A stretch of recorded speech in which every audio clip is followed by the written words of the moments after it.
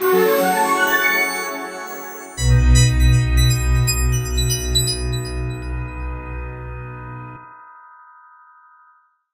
name is Calvey, and I'm a graduate student at the University of Wisconsin Madison studying microbiology, and I consider myself an atheist activist and a secular humanist.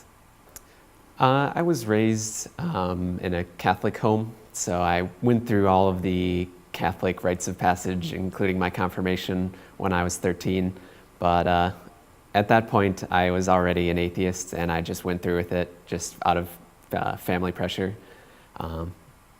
But luckily I was able to escape pretty young and pretty much on my own. It's really difficult when you basically have to lie about what you believe, and especially as a child when you're more or less forced to go to church by your parents, and they have such a power and authority over you that you can't not go, and you don't want to disappoint them by not following the religion that they want you to be. It was a gradual process for me. I think that's the case with a lot of atheists, that there's not really one big aha moment where suddenly you realize that there is no God. It was sort of just a gradual process where I was realizing that the things that I was taught didn't really make sense. And especially by the time I was going through my confirmation, I just realized that I didn't believe in any of it anymore.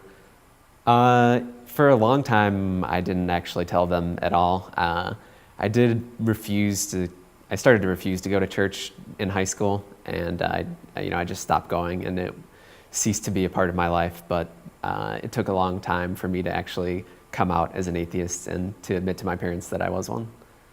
My family is very supportive, and even when I came out, they weren't too mad about it. So Madison, Wisconsin is a great place to be an atheist.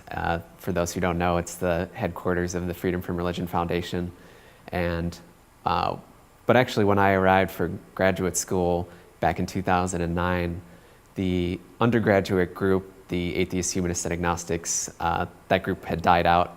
So I took it upon myself to restart the group, and I think I've grown it to be one of the strongest SSA affiliates in the country, so I'm quite proud of that. And we've got a thriving, vibrant atheist community on campus these days.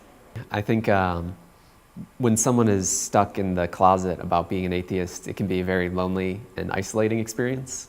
So it's just incredibly important that we create communities where people can be honest about what they believe and find a supportive environment where they can be surrounded by people who believe the same things that they do and know what they've gone through.